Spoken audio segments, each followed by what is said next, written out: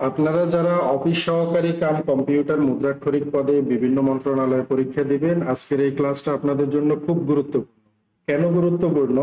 বর্তমানে অফিস সহায়ক বা অফিস সহকারী কাম কম্পিউটার মুদ্রাক্ষরিক যে পরীক্ষাগুলো হচ্ছে, এগুলা আগের তুলনায় এখন নতুন সিলেবাস অনুযায়ী একটু কঠিন হচ্ছে। সো নতুন সিলেবাসের পরীক্ষা কেমন হয় এই বিষয়ে ধারণা পাওয়ার জন্য এই বাংলাদেশ সরকারি কর্ম কমিশন সচিবালয়ের এই প্রশ্ন সমাধানটা যদি দেখেন তাহলে ধারণা পেয়ে যাবে। এখানে সময় ছিল 90 মিনিট, মান হলো 90 এবং তারিখ 17/7/2026। নিচের প্রশ্নগুলোর উত্তর দিতে হবে। কুকুরিপা চর্যাপদের কতটি পদ রচনা করেন? 3টি। ধর্মমঙ্গল কাব্যের প্রধান চরিত্রের নাম লাউ সেন। বেহুলা গীতা ভিনয় মীর মোশাররফ হোসেনের কোন শ্রেণীর সাহিত্য? এটা গীতিনাট্য। আমি জাহান্নামের আগুনে বসিয়া হাসি পুষ্পের হাসি, এই চরণটি কোন কবিতার? বিদ্রোহী কবিতার। রাইফেল রুটি আওরাত, এই উপন্যাসটি কার লেখা? আনোয়ার পাশা। নেমেসিস নাটকে নুরুল মোমেন কোন বিষয়কে তুলে ধরেছেন? 49-এর মনন্তর। বিড়াল রচনায় পরম ধর্ম বলা হয়েছে কোনটিকে? পরোপকারকে। হরপ্রসাদ শাস্ত্রীর উপাধি কি? মহামহোপাধ্যায়। মহামহোপাধ্যায়। যদ্যপি আমার গুরু, এই প্রবন্ধটি কার প্রসঙ্গে রচিত? আব্দুর রাজ্জাক। নির্জনতার কবি বলা হয় বা নির্জনতার কবি কার ছদ্মনাম? জীবনানন্দ দাশের আরেকটা ছদ্মনাম হলো নির্জনতার কবি। ভিডিওর মাঝখানে আপনাদেরকে ছোট্ট একটা ইনফরমেশন দিয়ে রাখি। 2026 সালের নতুন সিলেবাস অনুযায়ী আপনারা যারা 11 থেকে 20তম গ্রেডের বিভিন্ন মন্ত্রণালয়ের লিখিত পরীক্ষার প্রস্তুতি নিতে চাচ্ছেন, আপনারা এই টার্গেট সাজেশনটা ফলো করবেন। এটার ভিতরে সকল বিষয় দেওয়া আছে, বাংলা, ইংরেজি, গণিত, সাধারণ জ্ঞান, এই সবগুলো দেওয়া থাকবে। আমি আপনাদেরকে একটু দেখার সুবিধার্থে জুম করে দিচ্ছি। বাংলা, ইংরেজি, সাধারণ জ্ঞান, এরপরে গণিত, সবকিছুই এই সাজেশনের ভিতরে দেওয়া থাকবে। একটা সাজেশন পড়লে আপনারা 11 থেকে 20তম গ্রেডের সবগুলা পরীক্ষার প্রস্তুতির জন্য এই সাজেশনটা কভার হয়ে যাবে। এই সাজেশনটা পিডিএফ কপি এবং প্রিন্ট কপি নেওয়ার জন্য আমাদের স্ক্রিনে 3টে হোয়াটসঅ্যাপ নাম্বার দেওয়া আছে, যে কোনো একটাতে আপনি যোগাযোগ করে এই সাজেশনটা নিয়ে নিতে পারবেন। এটার পিডিএফ এবং প্রিন্ট কপি কোনটা লাগবে যোগাযোগ করবেন। নিচের প্রশ্নগুলোর উত্তর দিন। জলৌকা, এই শব্দটার সন্ধি বিচ্ছেদ লিখতে হবে। জলৌকা, জল যোগ অকা, জলৌকা। এক কথায় প্রকাশ করতে হবে, দিতে হবে, দেও। ওঝার ঘাড়ে ভূত, ওঝার ঘাড়ে ভূত, এটা বাগধারার অর্থ হলো বিপদগ্রস্ত কান্ডারি। টাউনশিপ, এটার বাংলা পরিভাষা উপশহর। এগুলা কিন্তু আমাদের সাজেশন থেকে কমন আসছে। ছড়া কোন ছন্দে রচিত? স্বরবৃত্ত ছন্দে। একদিন পাপের ফল ফলিবে, এখানে একদিন কোন কারকে কোন বিভক্তি? এটা অধিকরণ কারকে শূন্য বিভক্তি। এখন পর্যন্ত যারা আমাদের ইউটিউব চ্যানেলটি সাবস্ক্রাইব করেননি, দ্রুত সাবস্ক্রাইব করে ফেলুন, কারণ এরকম গুরুত্বপূর্ণ প্রশ্ন সমাধানের ক্লাস পরবর্তীতে আমরা যখনই দিব আপনি নোটিফিকেশনের মাধ্যমে পেয়ে যাবেন। মুখে মধু কোন সমাস? মুখে মধু যার, এটা বহুব্রীহি সমাস। অর্ধ সভায় মহতি অধিবেশন হইবে, এটা শুদ্ধ করে লিখতে হবে। শুদ্ধ হবে অর্ধ মহতি সভায় অধিবেশন হবে। বাগধারা ব্যাকরণের কোন অংশের আলোচ্য বিষয়? বাক্যতত্ত্ব। কলম শব্দটি কোন ভাষা থেকে এসেছে? কলম আরবি ভাষা থেকে এসেছে। আপনার এলাকায় একটি জিমনেশিয়াম স্থাপনের প্রয়োজনীয়তা উল্লেখ করে সংশ্লিষ্ট মন্ত্রণালয়ে একটি আবেদন পত্র লিখতে হবে। এটা আপনারা গুগলে সার্চ করলে পেয়ে যাবেন কিভাবে লিখতে হয়। Write a paragraph on Hormuz straight, Hormuz প্রণালী সম্পর্কে একটা প্যারাগ্রাফ লিখতে হবে। এটা আপনারা গুগলে সার্চ করলে পেয়ে যাবেন, সেখান থেকে খাতায় নোট করে লিখে ফেলবেন। Make a sentence with each word quiet. আর হলো কুইট। কোয়াইট কোয়াইট দুইটাই, শুধু বানানের পরিবর্তন। এই কোয়াইট মানে হলো শান্ত বা নীরব। Please keep quiet in the library, দয়া করে লাইব্রেরিতে সবাই শান্ত বা নীরব থাকো। আর এই কোয়াইট মানে হলো সম্পূর্ণরূপে। The exam was quite difficult. নিচের প্রশ্নগুলোর উত্তর দিতে হবে, বাংলায় অর্থ লিখুন। He is out to success in life, তিনি জীবনে সফল হতে দৃঢ় প্রতিজ্ঞ। ট্রান্সলেট ইনটু ইংলিশ, তারা আগামীকাল দুপুরে আসার কথা। He is suppose to come tomorrow at known.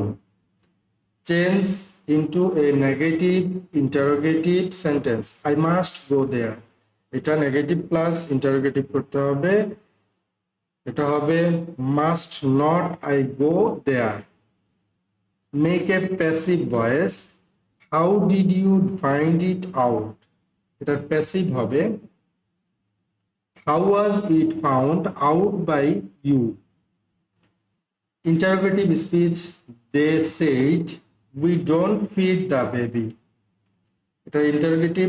Indirect speech কি হবে, দে said that they did not feed the baby. Appropriate preposition দিয়ে শূন্যস্থান পূরণ করতে হবে। আই শুড এক্সেল দেশ সিঙ্গিং, এক্সেল ইন সিঙ্গিং হবে। Superlative sentence with the word bad, this is the worst day of my life. গাছে কাঁঠাল গোপে তেল, এই প্রবাদটির ইংরেজি কি? ইংরেজি অনুবাদ হবে the count the count chicken before they are hatched.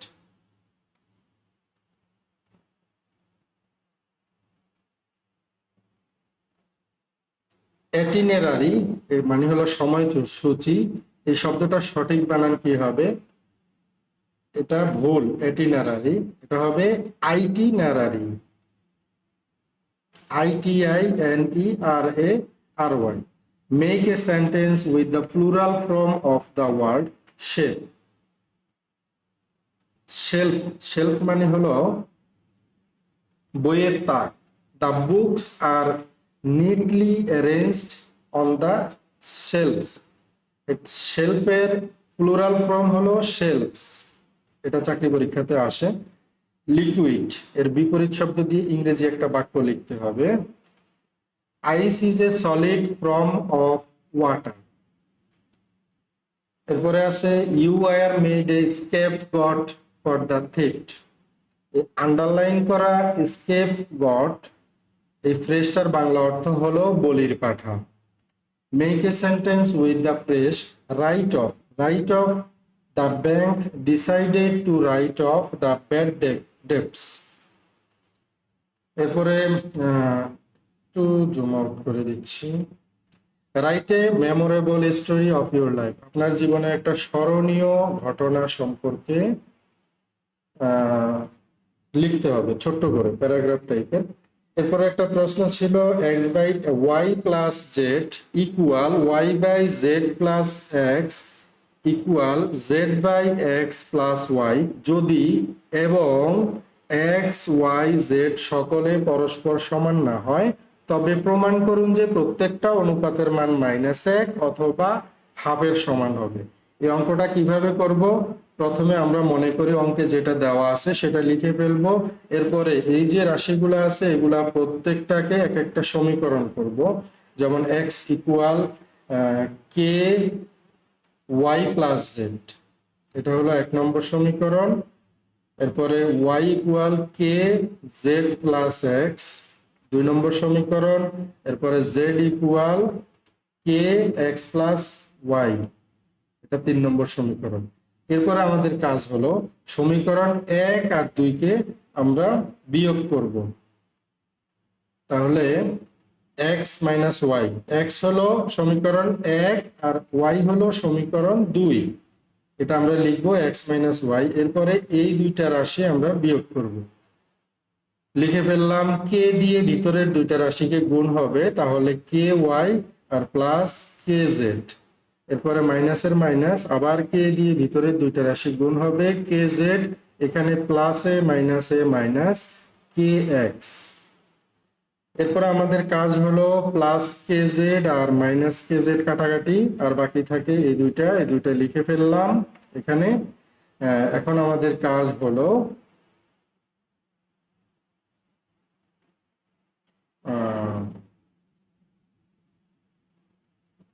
Minus K x,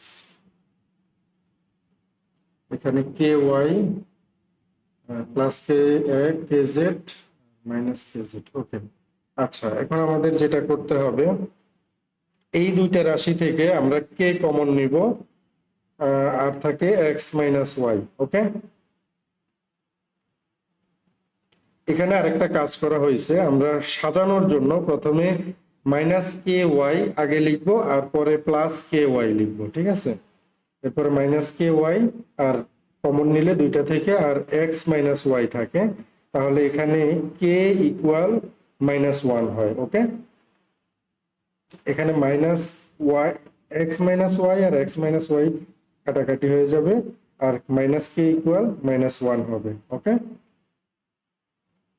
এরপরে আসেন আমরা দ্বিতীয় সমীকরণে কি করব, 1 2 এবং 3 এই তিনটা সমীকরণ যোগ করব, x plus y plus z, আর বাকি উপরে থেকে যে সমীকরণগুলো লিখছিলাম ওইগুলা সেম এখানে লিখে দিব, দিয়ে যোগ বিয়োগ করব। এখন দেখেন আগের মতো কে দিয়া ভিতরের রাশিটাকে গুণ, তাহলে হবে কে ওয়াই প্লাস কে জেড, আবার কে দিয়ে এটা সেম, এটা হবে কে জেড প্লাস কে ওয়াই, আবার কে এক্স প্লাস কে ওয়াই সেম ভাবে করে ফেলবেন।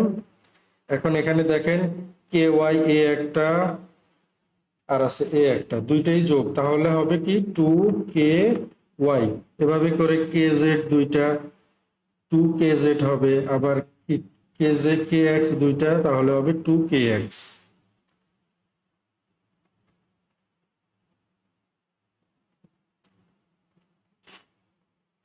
আপনি যদি ভালো করে প্রিপারেশন না নেন তাহলে লিখিত পরীক্ষায় পাশ করতে পারবেন না।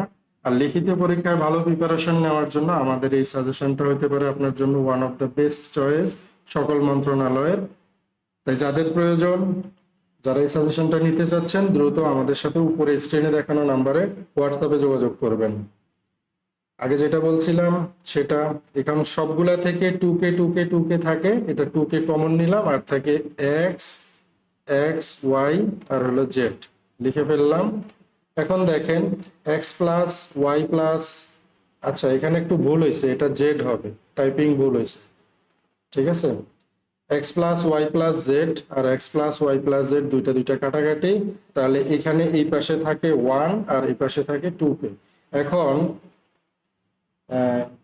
টু কে আমরা লিখবো এভাবে, টু কে ইকুয়াল ওয়ান যদি লিখি, এখন টুটা কে এর সাথে গুণ আকারে আছে, সমানচিহ্ন ডান পাশে আসলে ভাগ আকারে হয়ে যাবে, তাহলে এখানে কে ইকুয়াল হাফ হয়। প্রত্যেকটা অনুপাতের মান মাইনাস এক, আর হলো মাইনাস এক আমরা আগে একবার করছি, সেখানে পাইছি এক আর দুই বিয়োগ করে সমীকরণ, আর এখন পাইলাম কত, কে ইকুয়াল হাফ। ঠিক আছে, তাহলে আমাদের প্রশ্নে যেটা চাইছে সেটা মিলে গেল। এখন আসেন, একটা ব্যক্তি অফিসে উপস্থিত ছিল, যেদিন উপস্থিত সে থাকে সেদিন সে 20 টাকা করে পায়, আর যেদিন অনুপস্থিত থাকে তার 5 টাকা করে জরিমানা হয়।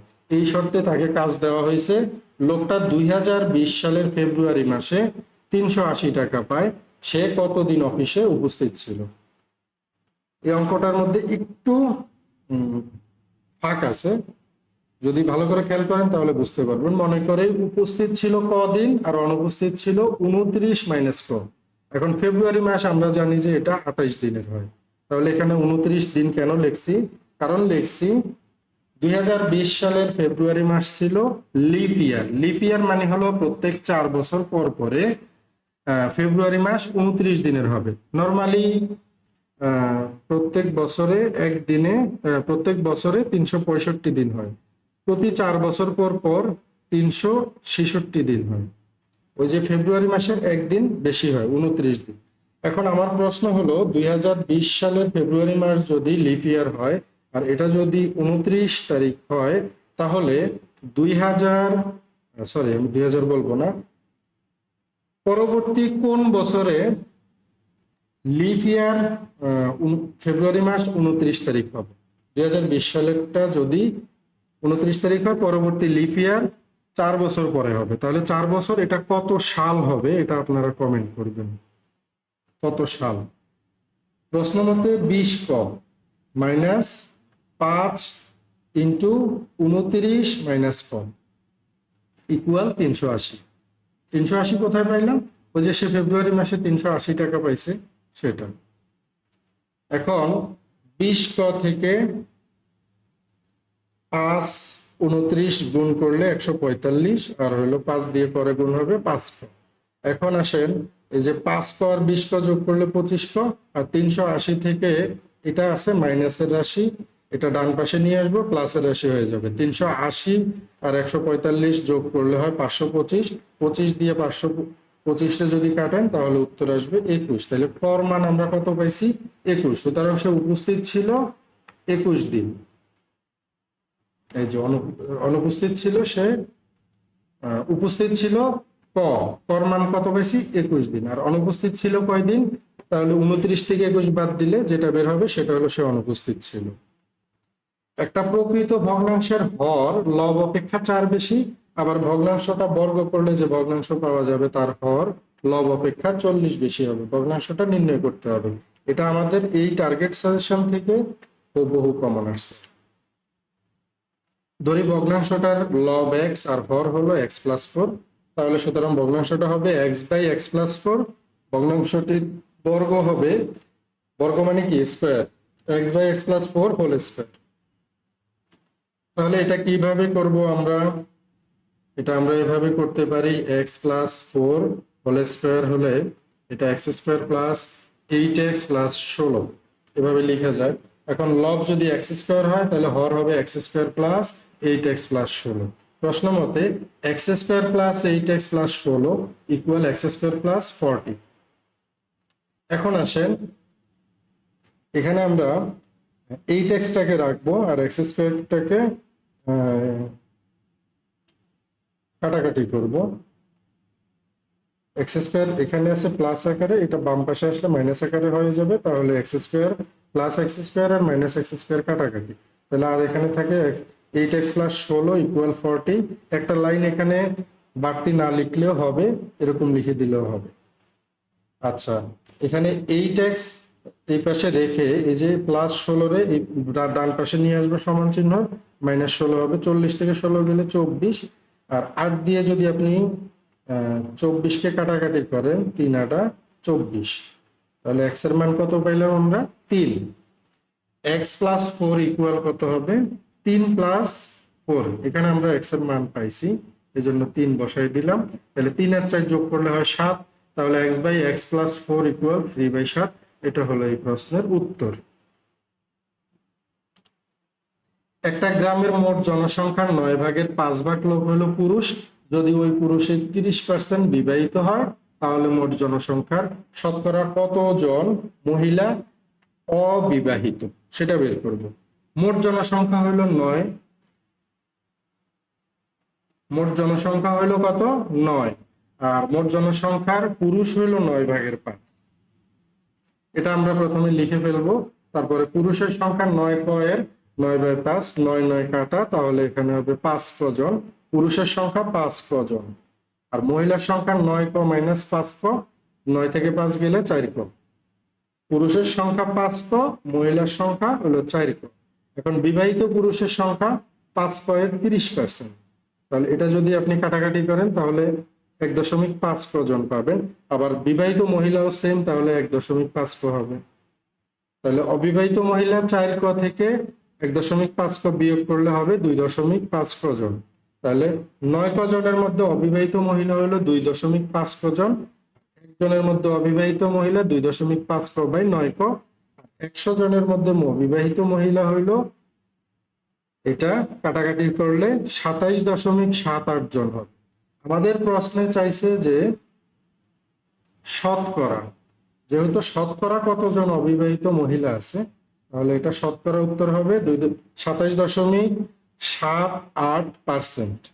সাধারণ জ্ঞান থেকে প্রশ্ন ছিল কোন কোন গোষ্ঠী থেকে বাঙালি জাতি কোন গোষ্ঠী থেকে বাঙালি জাতের প্রধান অংশ গড়ে গড়ে উঠেছে? এটা হলো অস্ট্রিক। এই প্রশ্নটা চাকরি পরীক্ষাতে বারবার আসে। বাংলাদেশ কবে ফিফার সদস্য পদ লাভ করে? 1976 সালে। পরিবেশ ও জীব বৈচিত্র্য সংরক্ষণ ও উন্নয়ন বিষয়টি সংবিধানের কত নম্বর অনুচ্ছেদে বর্ণিত আছে? 18 ক। ক্রলিং পেগ কি? এটা হলো বৈদেশিক মুদ্রার বিনিময় হার। পাঙ্গন উপজাতি বাংলাদেশের কোন অঞ্চলে বাস করে? মৌলভীবাজার আর সিলেট, এই দুই জেলাতে। কাজী নজরুল ইসলামকে বাংলাদেশের জাতীয় কবি ঘোষণা করা হয়েছে কত সালে? 1974 সালে এটা আনুষ্ঠানিকভাবে তাকে ঘোষণা করা হয়েছিল। খার্ক দ্বীপ কোথায় অবস্থিত? ইরানে। বাংলাদেশ কোন সাবমেরিন কেবলের সাথে যুক্ত? এই প্রশ্নটা ইদানিং পরীক্ষাতে আসতেছে। SEA dash ME dash WE-4 in and SEA minus ME dash WE-5। এটা আপনারা খাতায় লিখে মুখস্থ করে নেবেন। বাংলাদেশ সরকারি কর্ম কমিশন কত সালে গঠিত হয়? 1972 সালে। আচ্ছা, এখন পর্যন্ত সাবস্ক্রাইব করেন নাই কে কে আমাদের ইউটিউব চ্যানেল? যারা করেন নাই দ্রুত সাবস্ক্রাইব করে বেল বাটনটা অন করে রাখবেন। আর আজকের ক্লাসটা থেকে আপনি নতুন কিছু শিখছেন কিনা কমেন্ট করে জানাবেন। আপনার কোনো প্রশ্ন থাকলে কমেন্টে দিবেন, আমরা যথাসাধ্য আপনার প্রশ্নের উত্তর দেওয়ার চেষ্টা করব। পোর্ট অফ স্পেন কোন দেশের রাজধানী? ত্রিনিদাদ ও টোবাগো। সাধক কবি রাধারমণ দত্ত এর জন্মস্থান কোন জেলাতে? সুনামগঞ্জ। অপটিক্যাল মার্ক রিডার সংক্ষেপে যেটাকে OMR বলে, এটার আলোর কোন নীতির ভিত্তিতে কাজ করে? আলোর কোন নীতির ভিত্তিতে কাজ করে? আলোর প্রতিফলন নীতিতে কাজ করে। VGF এটার পূর্ণরূপ হলো ভুলনারেবল গ্রুপ PD। অনাকাঙ্ক্ষিত বা অবাঞ্ছিত ইমেল বা মেসেজ পাঠানোকে কি বলে? স্প্যাম বলে। ওয়াইফাই কোন স্ট্যান্ডার্ডের ভিত্তিতে কাজ করে? IEEE 802.11। তো এই ছিল সরকারি কর্ম কমিশনের প্রশ্ন সমাধান। সাজেশন যাদের লাগবে উপরের স্ক্রিনে দেখানো নাম্বারে যোগাযোগ করবেন। আজকের ক্লাস কেমন লাগলো কমেন্টে জানাবেন। আল্লাহ হাফেজ, আসসালামু আলাইকুম।